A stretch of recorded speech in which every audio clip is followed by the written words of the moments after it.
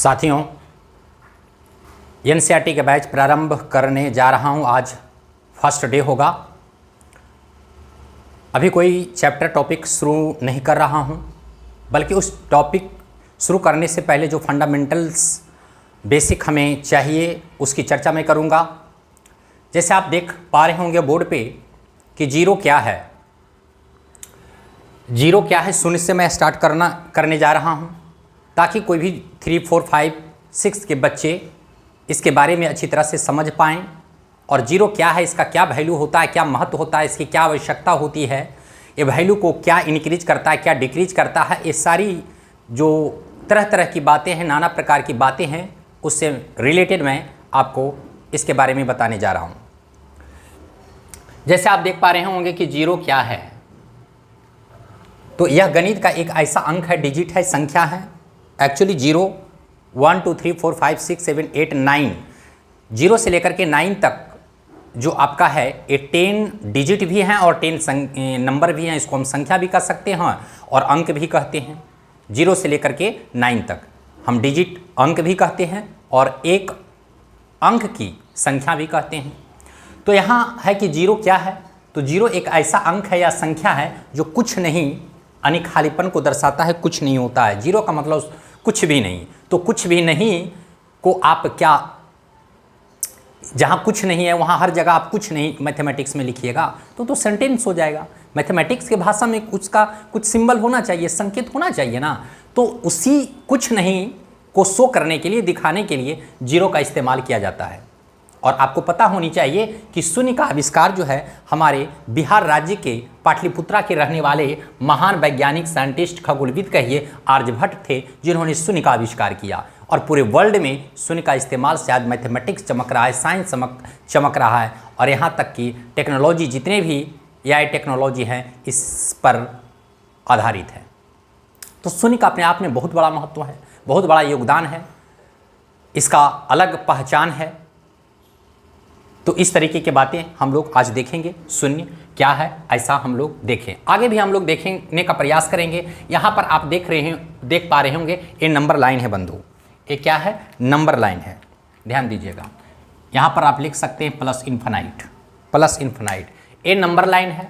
Number line का मतलब एक लाइन है जिस पर हम नंबर को रखते हैं, संख्या को रखते हैं, वही ये नंबर लाइन है। नंबर लाइन क्या है? ये जीरो है। जीरो का मतलब जीरो ना तो निगेटिव होता है ना तो पॉजिटिव होता है। जीरो ना तो निगेटिव होता है ना ही पॉजिटिव होता है।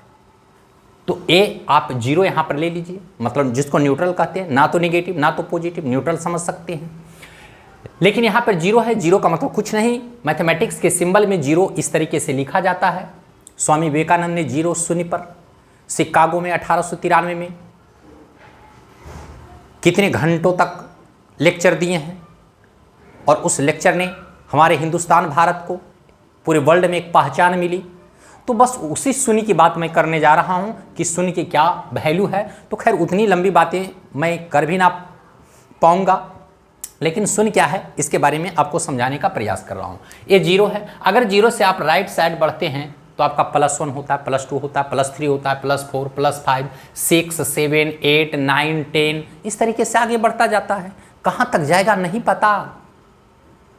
इधर अगर आप इसका लेफ्ट साइड देखें तो -1, -2, -3, -4 dot dot dot dot dot कहाँ तक जाएगा नहीं पता। जब नहीं पता होता है तो इन्फिनाइट, जब हम प्लस की तरफ बढ़ते हैं और नहीं पता है मुझे कितनी संख्या है, जीरो के बाद कितनी संख्या आएंगी मुझे नहीं पता है, I don't know about this number, तो इसके लिए हम लोग क्या करें, क्या कहते हैं और क्या कह सकते हैं। चूँकि मैथमेटिक्स पढ़ रहे हैं तो उसमें जो है कुछ नहीं, अनगिनत है, इन्फिनाइट है, उसके लिए सिंबल है, ये सिंबल है, संकेत है। इस तरीके से आप मतलब इसको सुता करके आप इन्फिनाइट लिख दीजिए, 8 लिख दीजिए, 8 लिख दीजिए तो इन्फिनाइट हो जाएगा। नो डिफाइंड मतलब अनंत तक जा सकता, उसका कोई अंत ही नहीं है, कोई अंत नहीं है। इसका मतलब ये होता है कि अगर समुद्र के पानी को स्याही में बदल दीजिए, उससे नंबर संख्या लिखिए, नहीं खत्म होगा, दैट इज कॉल्ड इन्फिनाइट, उसको हम इन्फिनाइट कहते हैं। ठीक उसी प्रकार से अगर जीरो के लेफ्ट साइड हम बढ़ते हैं तो निगेटिव -1, -2, -3, -1000, -2000, -1 लाख, -1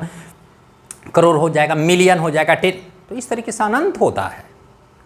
यहाँ पर हम लोगों ने शून्य को देखा, क्या महत्व होता है शून्य को। और भी हम लोग शून्य के बारे में देख सकते हैं। जैसे शून्य अगर अकेला है, शून्य जीरो अगर अकेला है कोई वैल्यू नहीं होता, कुछ नहीं। लेकिन कमाल की बात ये होती है कि अगर शून्य किसी संख्या के आगे आकर के खड़ा हो जाता है तो पता है उसका वैल्यू कितना इजाफा हो जाता है, 10 गुना। आप जैसे कोई संख्या को एक 1 लेते हैं, 1 लीजिए, अगर 1 के आगे आप शून्य डाल देते हैं तो पता है 1 10 गुना का इजाफा हो जाता है, 10 गुना बढ़ जाता है। यही शून्य की खासियत है, यही शून्य का कमाल है। आप इसके आगे रखिए ना 0, 1 के आगे 0 रख दीजिए, किसी भी संख्या के आगे 0 रख दीजिए, 10 गुना बढ़ा देगा। हाँ, क्या बात है। शून्य का बहुत बड़ा रोल है, बहुत बड़ी अहम भूमिका होती है मैथमेटिक्स में, तो कह नहीं सकते हैं। तो ये 10 गुना बढ़ा देता है। अगर 10 है उसके आगे एक और शून्य बना दी, फिर उसको 10 गुना बढ़ा देता है। लेकिन क्या आप 1 के बाद 1 डालिएगा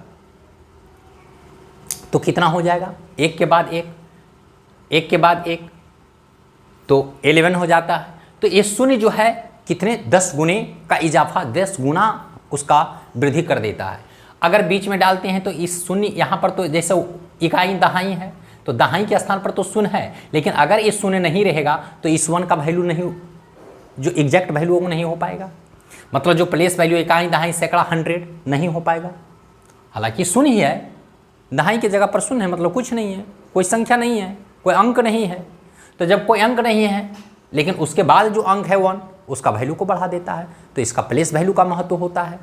प्लेस वैल्यू का महत्व होता है। दुनिया में प्लेस वैल्यू होता है, हर जगह प्लेस वैल्यू की कीमत है। आप कैसे जगह पे हैं उसकी कीमत है, प्लेस की कीमत है, प्लेस उसी को प्लेस वैल्यू कहते हैं। आप किस मोहल्ले में रह रहे हैं उसकी कीमत है, आप कैसे दोस्तों के साथ रह रहे हैं उसकी कीमत है।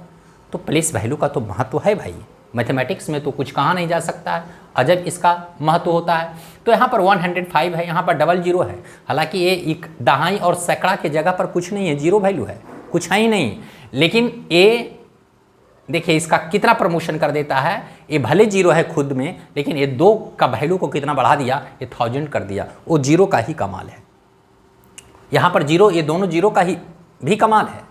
लेकिन हम लोग सीधे अगर सिंगल आता है, किसी संख्या के साथ नहीं आता है तो बेचारा उसका कोई वैल्यू नहीं मिलता है। तो 0 अपने आप में बहुत बड़ी चीज़ है। यहाँ पर देखिए अगर हम 5 में 0 को ऐड करते हैं तो 5 कोई परिवर्तन नहीं होता है।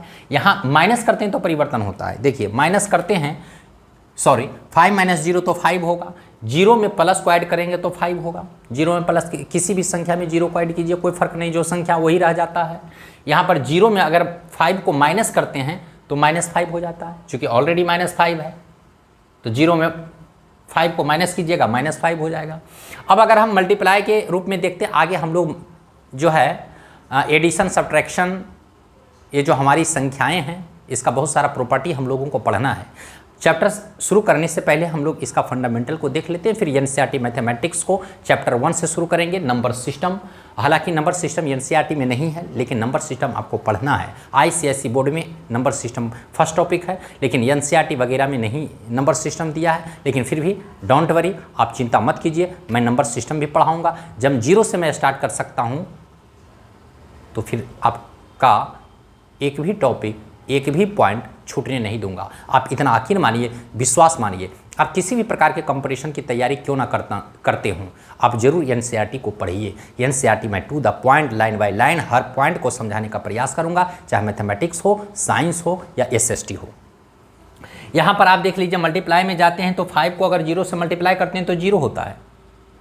0 से 5 को मल्टीप्लाई, कहने का तात्पर्य ये हुआ कि किसी भी संख्या को 0 से यदि आप मल्टीप्लाई करेंगे तो उसको 0 बना देता है, 0 बना देता है। 0 को 5 को 0 से मल्टीप्लाई कीजिएगा 0 हो जाएगा, 0 को 5 से मल्टीप्लाई कीजिएगा तो यहाँ पे आपका क्या हो जाएगा, 0 हो जाएगा।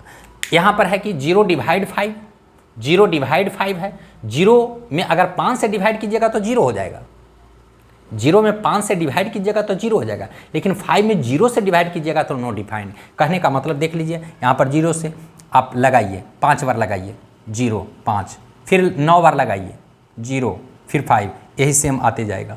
मतलब कोई नो डिफाइंड, अनंत होगा, नो डिफाइंड। इसको हम परिभाषित नहीं कर सकते हैं। क्यों नहीं कर सकते हैं? चूंकि वो कंप्लीट कटेगा ही नहीं।